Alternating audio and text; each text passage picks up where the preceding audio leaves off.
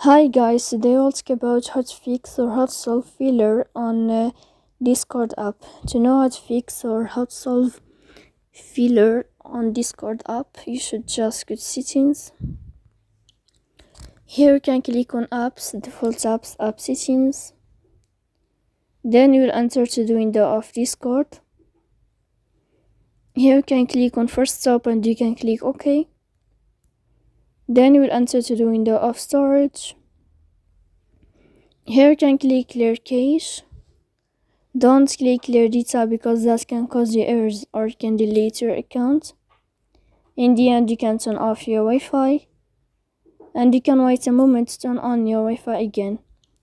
So please don't forget to support us by like and subscribe.